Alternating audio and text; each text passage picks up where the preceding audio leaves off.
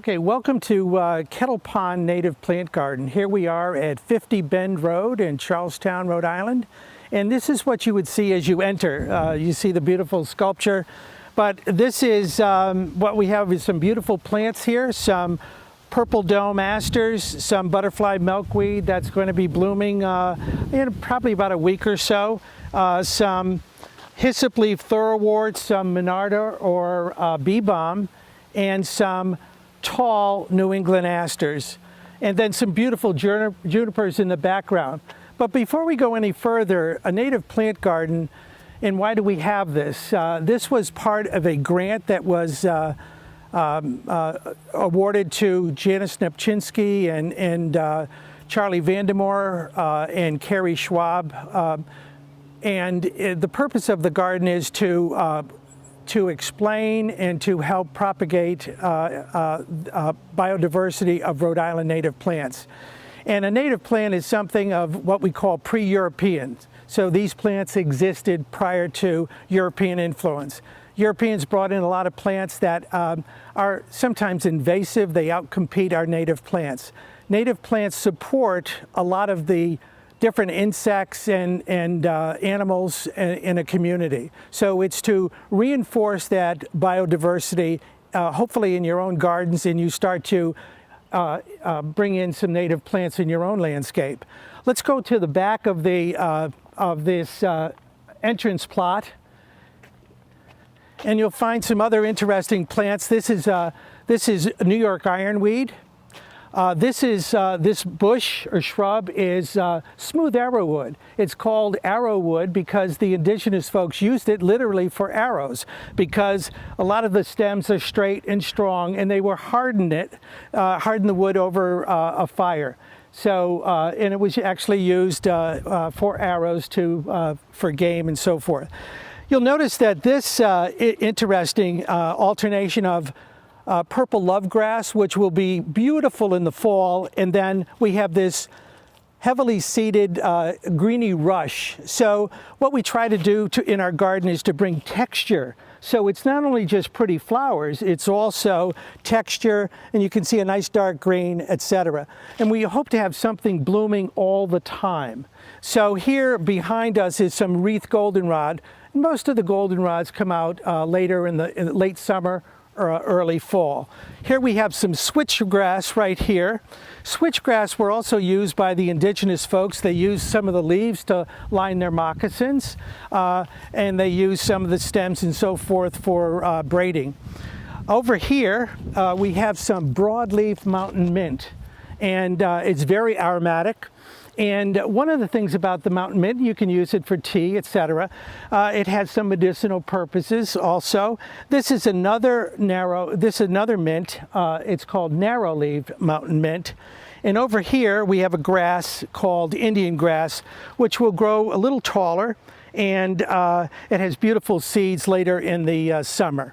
And we follow this pattern around. If you come around this way, we have some gray goldenrod here. We lost some of the gray goldenrod because we're not able to work on the garden until just this week. For the first time, we got a chance to come in and weed, etc.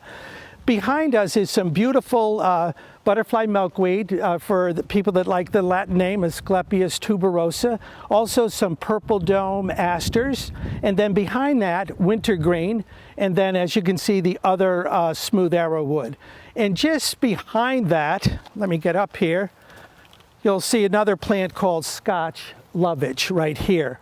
And in back here is a very wonderful plant. It's called fragrant sumac, and it does have a sweet smell to it. It's very aggressive, so we keep it behind the rocks over here, but it has a beautiful red leaf in the fall, so it's very, very attractive. And then we follow this same pattern, excuse my back, we followed the same pattern around on the other side. So we have the broadleaf mountain mint, the narrowleaf mountain mint, the greeny rush, and the New York ironweed, and the wreath goldenrod. So let's take a walk over to plot number 1. And this is a plot that I have people if you're thinking about a native plant garden, this is one that you might want to consider for a lot of different reasons. But we'll go to the front of it.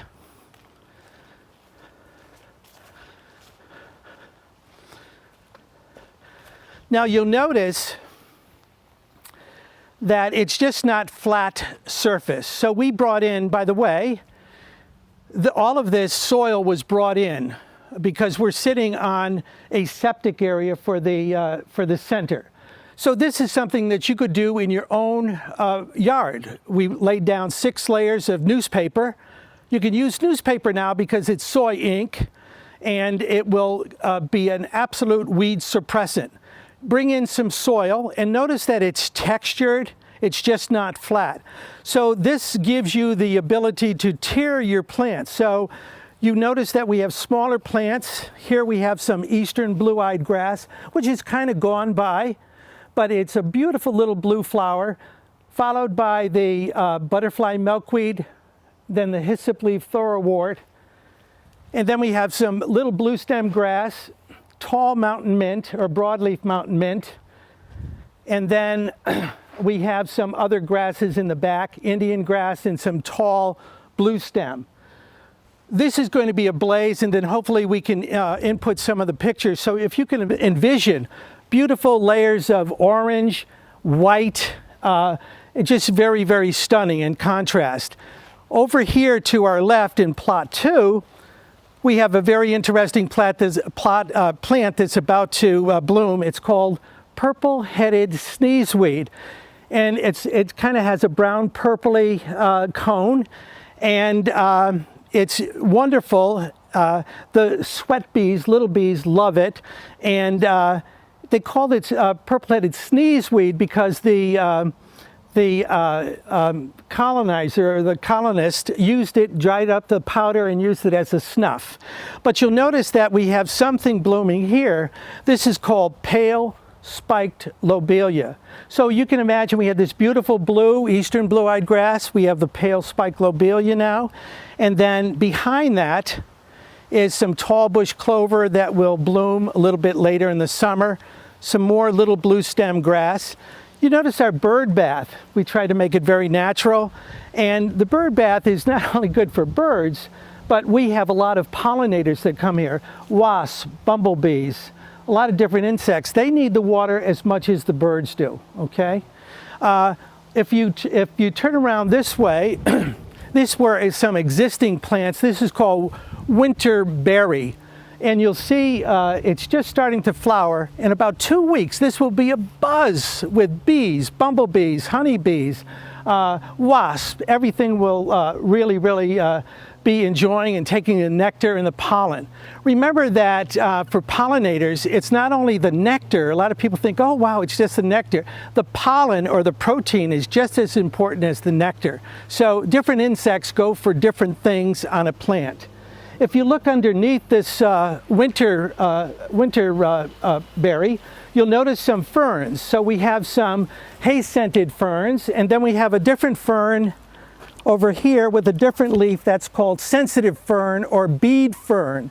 They call it bead fern because it has a spore that comes out and it looks like a baby's rattle.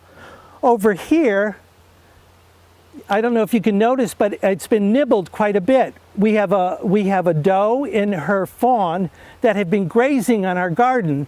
I actually have a picture that I can share with you later on. This is poverty oatgrass on the border. It's a very good grass, and you're saying, well, why do we have so many grasses? We have little blue stem, we have tall blue stem, we have Indian grass. This is called the clumping grass, okay? It's called poverty oatgrass because if you look at some of the seeds, it looks like an oat seed. It's a clumper. It also provides a place for bumblebees to nest in the winter, so it's very important for supporting the total community of the garden. Little low bush blueberry in the back here. You can see some of the blueberries if the birds haven't eaten it. And then over here, another early blooming plant. Beautiful yellow flower. It's gone to seed now. This is called golden groundsel. And you can see it has a beautiful ground cover. And the reason we have the poverty oatgrass here is that it can hold that back so that it doesn't get into the walkway. Walking this way, and when we get the students from Providence who come up here, they say a lot of them come from Central America, and so they're very familiar with cactus. So this is an eastern prickly pear cactus, has a beautiful yellow flower and a red fruit, which are all edible, and they use the cactus, indigenous folks use it in a lot of different ways. Here is some switchgrass here, some more of the purple purple-headed sneeze grass. Over here we have some, this is called sweet fern, very fragrant, and it is common to the area. You'll see it on many of your walks. You'll notice also that the deer have nibbled on they love the chokeberries. This plant has struggled every year. There's 2 chokeberries right here. Turning to my left, there's a beautiful grass. It's called wavy-haired grass, and it's like sparkling little things in the sun. And it's very, very decorative. It's great to be just behind the border. And then here we have some, this is called, it's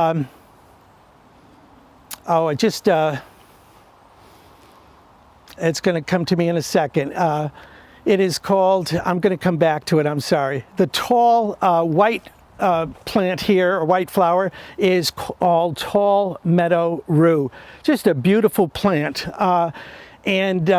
When we first planted it, it was probably about 6 inches tall, and I said it's not very tall, but once it became established, it has been this wonderful, beautiful plant.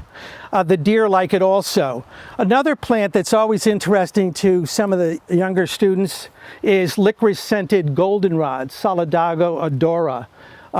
It actually has a nice anise or licorice smell. This is called blue vervain. Sorry for not getting it right away, but it's a beautiful, beautiful plant. It has almost like a candelabra, beautiful blue flowers that is a great pollinator. And then over here, if we keep going, you'll notice that the deer have trimmed that too. There's another plant, and it's kind of rare. It's called Northern Blazing Star. Now the deer love it, and we thought by putting some of these taller plants in front of it, it would deter them, but they find it because they just love it. But it has a beautiful flower, and hopefully you'll be able to see some of that later on. Let's go over here to plot number 9. What we have in the back is whitewood asters. And this is an interesting grass, another edging type of grass. It's a sedge, rather. It's called a star sedge. The reason that it's called star is that at the end, now we've picked some of these seeds, but it has a beautiful little star. I'll see if we can find it later on. Sensitive fern over here. Now this is red columbine that's gone by. But we collect the seeds, and part of our propagation is we do something called winter sowing.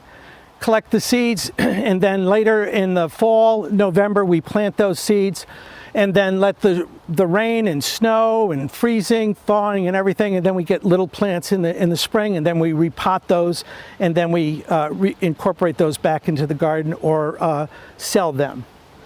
And then back here, we have some hay-scented fern, and then this is more of the red columbine right here. And you can see this seeds haven't popped open yet. And we harvested them yesterday, so let's see if we can. No, she was pretty good at harvesting all the seeds. And then here we have another, it's a great plant. It's called Coreopsis rosei, or pink tick seed. It's a beautiful, delicate plant, but it can be pretty aggressive, so you just have to watch it. And then behind that, kind of trailing, is Virginia creeper. Beautiful red leaves in the fall, great berries, high in protein for the for the traveling birds, if you will. And then white wood asters right here. If we turn to our my right, you'll see some New York ironweed. That can get quite tall. So because we haven't had a lot of rain, it's not very tall, but they're beautiful, beautiful pollinators. It's a great plant. Over here, and this is one that the deer have not found, this is called, it's a dogwood, it's called big flowering bracketed dogwood. Very nice. And so once again, it's been hidden. The deer have kind of chomped on the other ones. Over here, you know, we have some purple-headed sneezeweed. So how did that get over here? Well, once again, it's through the wind, and it's kind of volunteered or replanted itself here. What do we have here is something called clethra or sweet pepper bush. Once again, another beautiful flowering plant, but you can see that the deer have kind of nibbled on that too. And then to our left, some more of that hay-scented fern. And we have to be careful with that. It's a beautiful plant, but once again, it can be pretty aggressive. So we always, you know, pull some of it back. And then coming this way, this is a plot that we haven't worked on. In other words, we've only been working for 2 days. So here you see a lot of leaves in there, and which is good. That's good to help with the soil. We have some more dogwood and some more chokeberries that the deer have really trimmed back. And over here we have, this is spectacular in the fall. It's called wreath goldenrod. It's just absolutely spectacular. Coming this way, if you want shade-loving plants, wreath goldenrod will do well in the shade. But this is a great aster right here. It's called heart-leaved aster right here. Beautiful purple blue flower. And then this is boneset thoroughwort, which would do well in the sun or the shade. What's interesting about this, if you look closely, it's one leaf that goes through the stem. And the indigenous folks sometimes use this in a marriage ceremony. So it's one leaf going through the stem, two families joining it to one, so it's pretty neat. And then once again, our poor chokeberries that are really suffering from the deer. But they seem to have left, you know, some of that alone. Over here, we have some sensitive fern and some star sedge. You'll notice a bare spot here. So we had a smooth arrowwood here. We had the arrowwood or smooth arrowwood or viburnum beetle that is impregnated in the soil. We've done everything, and we were losing the battle. So we're going to replant another plant here that would be shade-loving. We just pulled that out yesterday, as a matter of fact. So when you come back and you see it later on, you'll see another plant here. And then coming around, you'll notice that we have the stumps here. That's our outdoor classroom where we gather. We did, last year, we had art in the garden, which was pretty nice. Wendy Rappaport from U.S. Fish and Wildlife Volunteer ran that program along with Francis Topping. And it was kind of a meditative, it was just being present to the environment. And we found it wasn't that you had to be an artist, it was just being present and aware of what is in the garden. So it was a wonderful experience, everything from pencil drawing all the way to watercolors, etc. And it wasn't about how good you were, it was about just observing and being present with nature. This is one thing about the garden, it just offers so many wonderful opportunities. And of course, it's all part, you know, here we are going off to the trail to the observation tower, the Ocean View Trail. But coming back around this way, we have some American hazelnut here that the deer also love. And you can see they've trimmed a little bit of the boneset thoroughwort. Coming around this way, some more of the hay-scented fern. These leaves have not been ground up yet, but we're trying to add a little more content to the soil and augment it a little bit. Over here, we've had some shade-loving plants, which is foam flowers right here, and then some geranium and some phlox. once again, the foam flowers have gone by, as have the phlox. And you can see a little bit of that golden groundsel over here. And then walking this way, I'm going to show you one part. We have this woodland trail. And this is a wonderful plant. It's kind of gone by, but there's a garden club in Charlestown called Arbutus Garden Club. This is trailing arbutus. Has a wonderful, fragrant smell.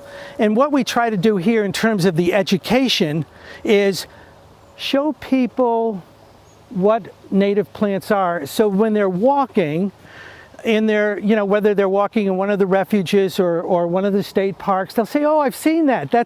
That is a trailing arbutus.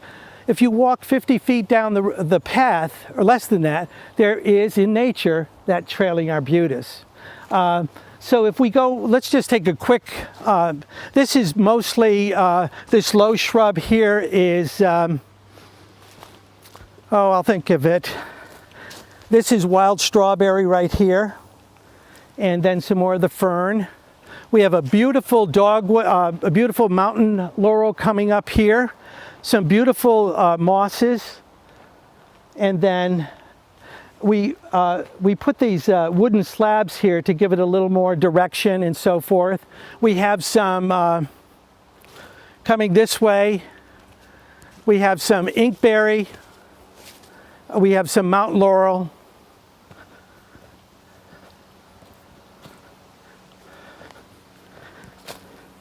We had some, we will, when you come back, or if you come to the garden, we've replaced these signs, and that's why you don't see any out there now, but we have the common name, the Latin name, and what we call provenance, in other words, where the plant came from in Rhode Island.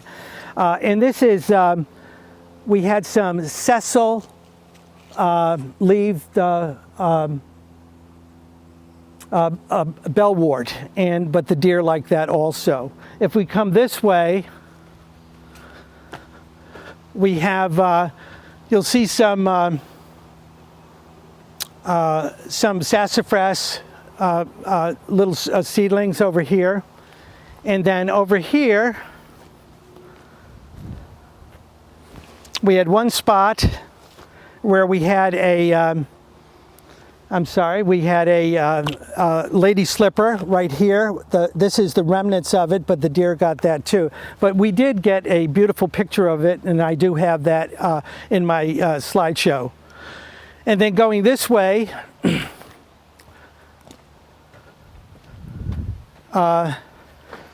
we come back this way, and then we have some more of that sensitive fern, and then we have some bushy blue stem right here, and that's kind of about it. And look at those beautiful blueberries and some more of the smooth arrowwood.